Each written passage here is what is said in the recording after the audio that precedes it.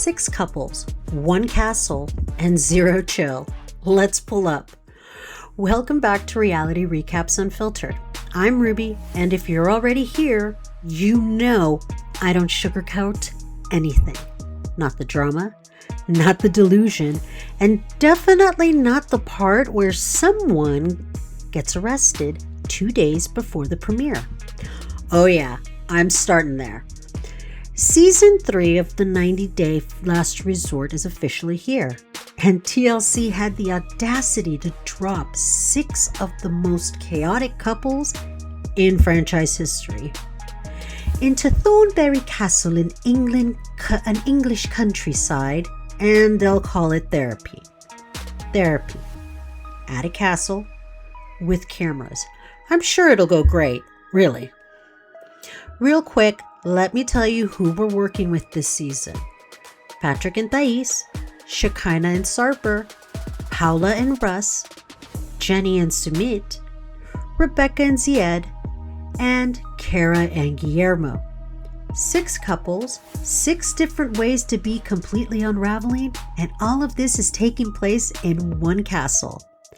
Now, as we all did, I watched this premiere, and I need to talk about it because the episode itself was wild.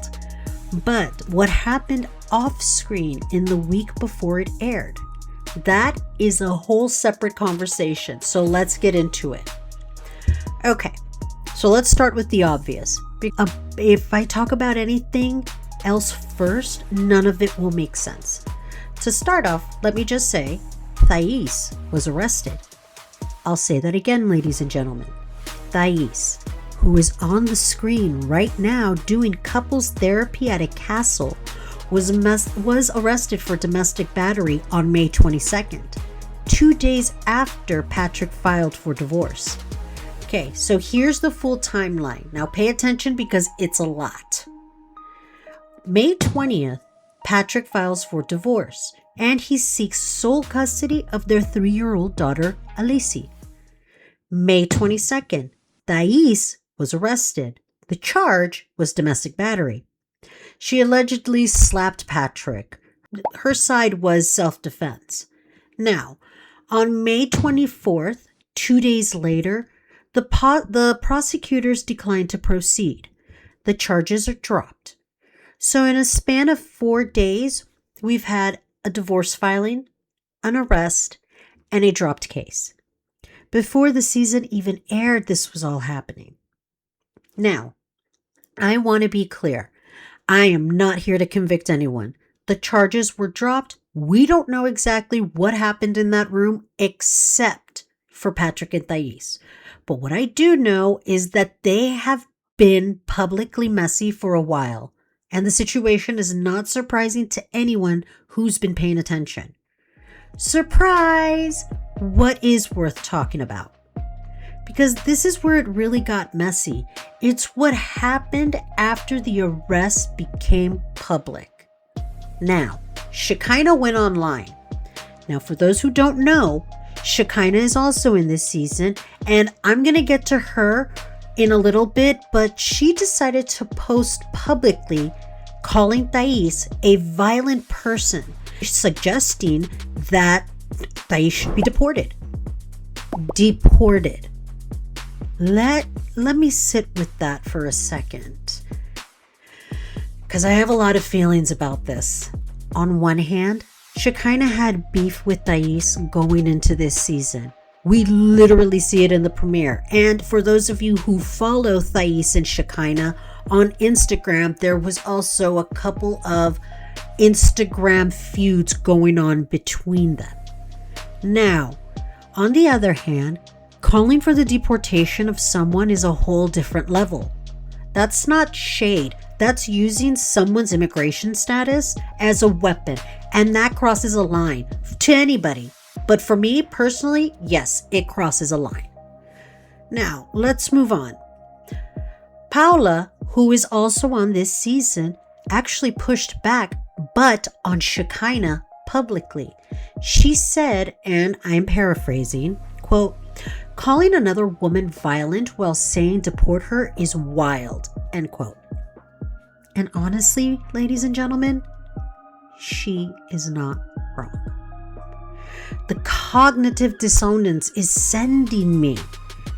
But let's just remember, this is 90 Day, so we just roll with it.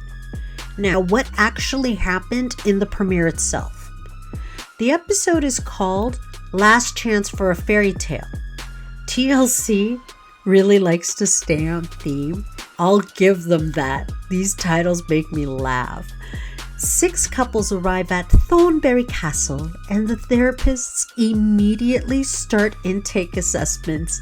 Everyone is performing, we want to fix things, let's just fix this energy, while clearly being there for many different reasons. Now, Thaís and Patrick are intense this season. The arrest and the divorce filing are off-screen context. The show is not addressing it directly this early, but if you know what you know, you're watching every single interaction with them definitely differently. Like, if you knew the backstory of what's really happening and you're sitting there watching The Last Resort, it's like, well, kind of already gave off the ending maybe? I don't know. And there's already a Shekinah and Thaís moment on screen. Thaís tells Shekinah to shut her mouth. Shekinah responds with, and I quote, "Go back to your country." On camera, on a TLC show, in episode 1, Shekinah came out with pew-pews blasting. That is going to follow Shekinah for the rest of the season. I'll say that much. My take on the whole situation is that the Thaís arrest is genuinely murky. The charges were dropped without actually knowing what happened in that room. I'm not going to sit here and tell you who is the villain, but what I will say is that Patrick and Thaís have been showing us for a while that their relationship has a real serious problem. And a week in a castle in merry old England is not going to fix it. The Shekinah deport her comment, that's different. That's a choice Shekinah made publicly. She can own that. She can have it, actually. All right, let's run through the rest of the couples because I've got some opinions about all of them. First up to bat, Paola and Russ. Okay, if you're a long-time 90 Day fan, Paola and Russ are literally the OGs. They were on the original 90 Day series. We watched this couple and their entire journey. They have a son together. They've had their ups and downs publicly. And now they're in a castle doing therapy. Wow, that's really living the dream, I'll tell ya. Here's what I know and what I need you to understand about their situation this season. Now, Paola already went to see a divorce lawyer. And to top it off, it was behind Russ's back. And you see it in the trailer. And Russ, by all accounts, poor guy, he has no idea. Now, I don't know if this is real or not, or if it's producer-encouraged chaos, but either way, the optics are this. You're going to a couples retreat to save your marriage, but you secretly consulted a divorce lawyer before you got on the plane? That's not, I'm committed to fixing this, let's fix it. That's more like, you know what, I'm going to keep my options open. Which, look, I'm not judging her. I'm not. I'm just saying, Russ is going to have feelings about this when it comes out, as would any other human being. Russ has always come across as someone who truly wants to work things out, and Paola has always been someone who values her independence and doesn't back down. That combination is either electric or exhausting, and this season it looks like it's leaning towards the second one. I'm rooting for them like I've always done, but I'm not feeling confident after episode 1. Alright, next up is Jenny and Sumit. Jenny and Sumit have one of the most polarizing stories of the 90 Day history, in my opinion. Of course, it's the obvious age gap.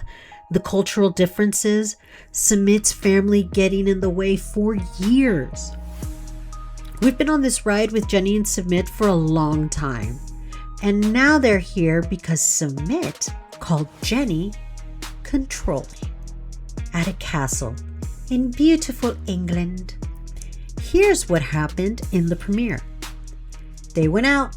All the couples decided to go visit their local pub, and Sumit had too much to drink. In Jenny's opinion, though, Jenny got frustrated with Sumit, and Sumit says that she's controlling. Jenny says she's worried about him, but it escalated into a big argument. Now, we've all watched Jenny and Sumit for years, and I think the truth is somewhere in the middle, like it usually is. Jenny can be intense. Sumit does sometimes go out to avoid conflict, but there's also a cultural gap in how they process emotions and handle stress within the relationship. What I'm going to watch for this season is whether they can actually hear each other or whether they're just going to keep running the same patterns on camera. I love these two, but I'm a little worried. All right, Rebecca and Zied, a quick check-in. Now, Rebecca thinks Zied might be cheating. Zied is younger. There's always been insecurity on Rebecca's side about the age gap and the attention Zied gets when he goes out. We don't know a lot about them in episode 1, but it's clearly going to be a theme with them. My read, I don't think Zied is cheating at all. I think Rebecca has anxiety about it, and the anxiety is either going to destroy their relationship, or if they actually commit to the therapy work, they get addressed, let's address it this season. Well, not us, but let them address it this season. But we're going to see. Okay, now we've got Kara and Guillermo. Now, Kara and Guillermo are on season 9. They got married back in 2021. They share a boy named Nico, and there's about a 6-year age gap between them. Kara is older by 6 years. And the last time we really spent time with these two was over 90-day happily ever after. And when we saw them, they were fighting about everything. Career goals. Guillermo wanted to go to pilot school. He wanted to learn how to fly planes. And it also showed that Kara didn't really want him to do it. So those are career goals, money problems, and whether somebody was being faithful. And then they called it quits. Right before the tell-all of season 9, they decided to separate. So let's understand what they are walking into this castle. This is not, we've been through a rough time, we're having a rough patch. These two are separated. For real, living in 2 different houses. Okay, fine, they're minutes apart from each other, which sounds like its own special kind of torture in my opinion. Trying to work out if there's anything left here worth saving. And they've got Nico in the middle of it, their son. So this is just not, do we still love each other? This is a whole family on the table. And the show's fix for all that is sexual therapy and role play at a castle in beautiful England. I mean, obviously that's what's gonna work. Here's my honest read about, out of everyone in the castle, Kara and Guillermo are the couple I have the hardest time calling. Some of these people are clearly performing for the cameras. These two, I can genuinely tell you, I can't tell. There's history here, there's a kid, and there's the real distance. And those things do not usually cancel each other out. So I'm going to keep an eye on this one, and let's just say there is a conversation coming between these two in the season that made my jaw drop the floor. But we'll get there. And then there's Shekinah and Sarper. Here's the thing about Shekinah and Sarper that is genuinely unhinged if you think about it too hard. They're already separated. If you follow these people on Instagram, you see what's going on in real time. 2026. This was filmed last year. So I get it. They probably signed before the separation happened, or my take is the situation happened mid-filming. Or, you know what? TLC just decided to make decisions. Because at the end, TLC does what TLC does. But the fact that Shekinah is at a castle doing exercises she's not even with anymore, while in a simultaneous public feud that's with Thaís on social media, it's a lot. That is a lot of storyline for one person in episode 1. Honestly, I genuinely don't see Shekinah and Sarper getting back together. They have two completely different energy levels. And that whole go back to your country comment on camera towards Thaís is going to color everything she does for the rest of the season.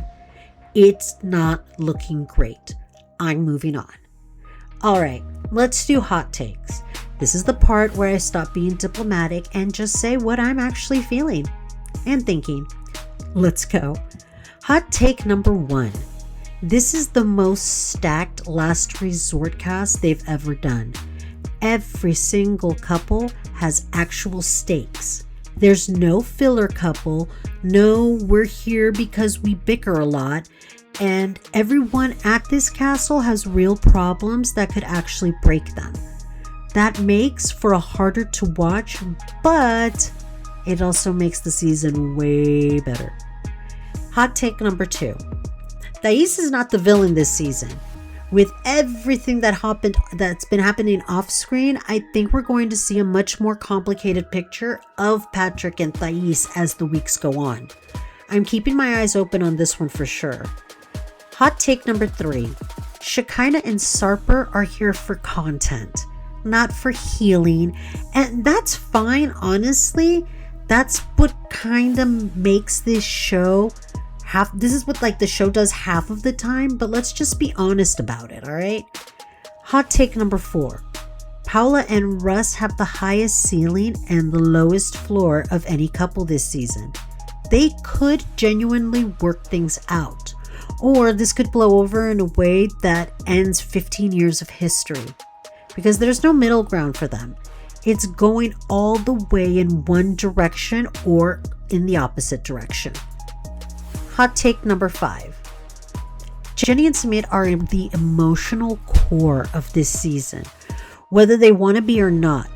Their love story has too much history. And I'm going to tell you, I will be ugly crying at some point. I already know it. So don't judge me. Don't at me on Facebook and make fun of me. All right. Overall premiere rating, I'm going to say it was an 8 out of 10. It was a strong premiere. The off-screen context makes episode 1 feel heavier than any typical season opener, which it should, because it is.